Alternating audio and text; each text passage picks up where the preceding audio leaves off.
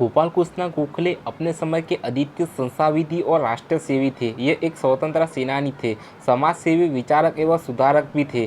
1857 के स्वतंत्रता संग्राम के 9 वर्ष बाद गोखले का जन्म हुआ था। यह वह समय था जब स्वतंत्रता संग्राम का असफल अवश्य हो गया था, किंतु भारत के अधिकांश देशवासियों के हृदय में स्वतंत्रता की आग धधकने लगी थी। गोपाल कृष्ण गोखले का जन्म 9 मई 1866 को महाराष्ट्र में कोल्हापुर नामक गांव में हुआ था। इनके पिता कृष्णराव श्रीधर गोखले एक गरीब किंतु स्वाभिमानी ब्राह्मण थे। पिता के अस्मयीय निधन ने गोपाल कृष्ण को बचपन से ही सहिष्णु और कर्मठ बना दिया था। स्नातक की डिग्री प्राप्त कर गोखले गोविंद रानडे द्वारा स्थापित डेक्कन एजुकेशन सोसाइटी के सदस्य बने। बाद में ये महाराष्ट्र के सुकारुत कहे जाने वाले गोविंद रानडे के शिक्षक बन गए। शिक्षा पूरी करने पर गोपाल कृष्ण कुछ दिन न्यू इंग्लिश हाई स्कूल में अध्यक्ष रहे। बाद में पूना के प्रसिद्ध फर्ग्यूस कॉलेज में इतिहास और अर्थशास्त्र के अध्यक्ष बन गए। गोपाल कृष्ण तब तीसरी कक्षा के छात्र थे। अध्यापक ने जब बच्चों के गृह कार्य की कॉपियों जांची तो गोपाल कृष्ण के अलावा किसी के जवाब सही नहीं थे। उन्होंने गोपाल कृष्ण को जब शाबाशी दी तो गोपाल कृष्ण की आंखों से अश्रुधारा बहने लगी। सभी हैरान हो उठे। गृह कार्य उन्होंने अपने बड़े भाई से करवाया था। यह एक तरह से उस निष्ठा की शुरुआत थी जिसके आधार पर गोखले ने आगे चलकर अपने 4 सिद्धांत की घोषणा की। सत्य के प्रति अडिगता, अपनी भूल की साझा स्वीकृति, लक्ष्य के प्रति निष्ठा, नैतिक आदर्श के प्रति आदरभाव। बाल गंगाधर तिलक से मिलने के बाद गोखले के जीवन को नई दिशा मिल गई। गोखले ने पहली बार कोल्हापुर में एक सार्वजनिक सभा को संबोधित किया। सन 1885 में गोखले का भाषण सुनकर श्रोता मंत्रमुग्ध हो गए थे। भाषण का विषय था अंग्रेजी हुकूमत के अधीन भारत। न्यायमूर्ति महादेव गोविंद रानडे के संपर्क में आने से पहले कृष्णा सार्वजनिक कार्यों में रुचि लेने लगे। उन दिनों पूना की सार्वजनिक सभा एक प्रमुख राजनीतिक संस्था थी। गोखले ने उसके मंत्री के रूप में कार्य किया। इससे उनके सार्वजनिक कार्यों का विस्तार हुआ। कांग्रेस की स्थापना के बाद वे उस संस्था से जुड़ गए। कांग्रेस का 1905 का बनारस अधिवेशन गोखले की ही अध्यक्ष में हुआ था। उन दिनों देश की राजनीति में 2 विचारधाराओं का प्राधान्य था। लोकमान्य तिलक तथा लाला लाजपत राय जैसे नेता गर्म विचारों के थे। सार्वजनिक रीति से देश को स्वशासन की ओर ले जाने में विश्वास रखने वाले गोखले नरम विचारों के माने जाते थे। व्यापक क्रांति में नई सुधारा में विश्वास था। गोखले का राजनीति में पहली बार प्रवेश 1888 में इलाहाबाद में हुआ। कांग्रेस के अधिवेशन में हुआ। 1857 में दक्षिण एशिया समिति के सदस्य के रूप में गोखले और वाचाओं को इंग्लैंड जाकर बेल्वी आयोग के समक्ष गवाही देने का कहा गया। 1900 में गोखले को इम्पीरियल लेजिस्लेटिव काउंसिल का सदस्य चुना गया। उन्होंने नमक कर, अनिवार्य प्राथमिक शिक्षा एवं सरकारी नौकरियों में भर्ती की। आर्थिक स्थान देने के मुद्दे को काउंसिल में उठाया। उग्रवादी दल ने उनकी स्वयं की गति की बड़ी आलोचना की। उन्हें प्रायः स्थिर उग्रवादी बताया गया। सरकार ने उन्हें कई बार उग्रवादी विचारों वाले व्यक्ति तथा छद्म विद्रोही की सजा दी।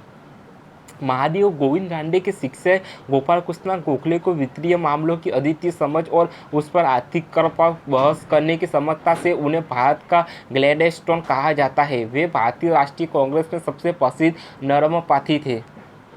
1905 में गोखले ने भारत सेवक समाज की स्थापना की ताकि नौजवानों को सार्वजनिक जीवन के लिए प्रशिक्षित किया जा सके। उनका मानना था कि वैज्ञानिक और तकनीकी शिक्षा भारत की महत्वपूर्ण आवश्यकता है। इसलिए उन्होंने सबसे पहले प्राथमिक शिक्षा लागू करने के लिए सदन में विधेयक भी प्रस्तुत किया था। इसके सदस्यों में कई प्रमुख व्यक्ति थे। उन्हें नाम मात्र के वेतन पर जीवन भर देश की सेवा का वेतन लेना होता था। गोखले ने राजकीय तथा सार्वजनिक कार्यों के लिए 7 बार इंग्लैंड की यात्रा की।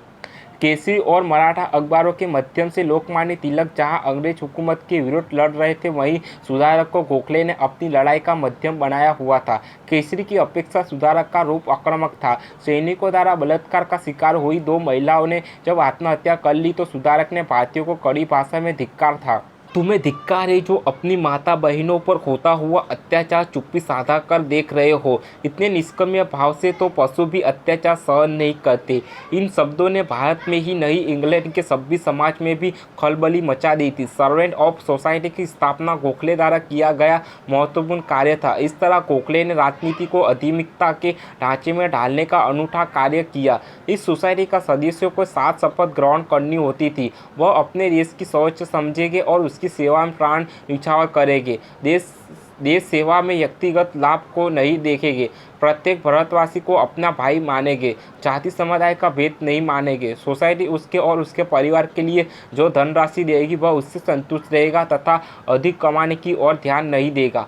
पवित्र जीवन बिताएगी, किसी से झगड़ा नहीं करेंगे, सोसाइटी का अधिकतम संरक्षण करेगा तथा ऐसा करते समय सोसाइटी का उद्देश्य पर पूरा ध्यान रहेगा। गोखले उग्रवादी होने के साथ साथ सच्चे राष्ट्रवादी भी थे। वे अंग्रेजों के प्रति भक्ति को ही राष्ट्रभक्ति समझते थे। गोखले यह कल्पना नहीं कर सकते थे कि अंग्रेजी साम्राज्य के बाहर भारत कुछ प्रगति कर सकता है। अंग्रेजी साम्राज्य को चुनौती देने के दुष्परिणामों की कल्पना करके ही वे अंग्रेजी साम्राज्य के भारी समर्थक बन गए। लॉर्ड हार्डिंग से गोखले ने कहा था कि यदि अंग्रेज भारत छोड़कर चले गए तब उनके पहुंचने से पूर्व भारतीय नेता उनको लौट आने के लिए तार धारा आमंत्रित करेंगे। गरम दल के लोगों ने उन्हें दुबला हृदय और उग्रवादी एवं छिपा हुआ राजद्रोही कहा। उन्होंने 1909 ई के माले मिल्टो सुधार के निर्माण से सहयोग किया। 1912-1915 ई तक गोखले भारतीय लोक सेवा आयोग के अध्यक्ष रहे। राष्ट्र की सेवा के लिए राष्ट्रीय प्रचारों को तैयार करने हेतु गोखले ने 12 जून 1905 को भारत सेवक समिति की स्थापना की। इस संस्था में से पैदा होने वाला महत्वपूर्ण समाज सेवकों में भी श्रीनिवास शास्त्री जी के देवधर N.M. जोशी, पंडित अदय नारायण कुंजरू आदि थे। उन्होंने पूर्ण सार्वजनिक सभा की प्रतिष्ठा तथा सुधारक का संपादन किया। केसरी और मराठा अखबारों के माध्यम से तिलक जहां अंग्रेजी हुकूमत के विरुद्ध लड़ रहे थे, वहीं सुधारक को गोखले ने अपनी लड़ाई का माध्यम बनाया हुआ था। केसरी की अपेक्षा सुधारक का रूप आक्रामक था। सैनिकों द्वारा बलात्कार का शिकार हुई 2 महिलाओं ने जब आत्महत्या कर ली तो सुधारक ने भारतीयों को कड़ी भाषा में धिक्कारा और कहा, तुम्हारे धिक्कार है जो अपनी माता बहनों पर होता हुआ अत्याचार चुप्पी साध कर देख रहे हो। इतने निष्क्रिय भाव से तो पशु भी अत्याचार सहन नहीं करते। गांधी जी गोखले को अपना राजनीतिक गुरु मानते थे। आपके परामर्श पर ही उन्होंने सक्रिय राजनीति में भाग लेने से पूर्व 1 वर्ष तक देश में घूमकर स्थिति का अध्ययन करने का निश्चय किया था। साबरमती आश्रम की स्थापना के लिए गोखले ने गांधी जी को आर्थिक सहायता दी। गोखले सिर्फ गांधी जी के नहीं बल्कि मोहम्मद अली जिन्ना के भी राजनीतिक गुरु थे। प्रेरणा गोखले से ही मिली थी। गोखले की प्रेरणा से ही गांधी जी ने दक्षिण अफ्रीका में रंग भेद के खिलाफ आंदोलन चलाया। सन 1912 में गांधी के आमंत्रण पर वह खुद भी दक्षिण अफ्रीका गए और वहां जारी रंग भेद की निंदा की। जाट नेता कहे जाने वाले गोखले नरपंथी सुधारवादी थे। उन्होंने आज़ादी की लड़ाई के साथ ही देश में यहाँ छुआछूत और जातिवाद के खिलाफ आंदोलन चलाया। वह जीवन भर हिंदू मुस्लिम एकता के लिए काम करते रहे। मोहम्मद अली जिन्ना ने भी उन्हें अपना राजनीतिक गुरु माना था। यह बात अलग है कि बाद में जिन्ना गोखले के आदर्शों पर कायम नहीं रह पाए और देश के बंटवारे के नाम पर भारी खून खराबा कराया। इसराई की कौंसिल में रहते हुए गोखले ने किसानों की स्थिति की ओर अनेक बार ध्यान दिलाया। वे संवैधानिक सुधारों के लिए निरंतर जोर देते रहे। मीठो माला सुधारों का बहुत कुछ श्रेय गोखले को प्रत्योग है।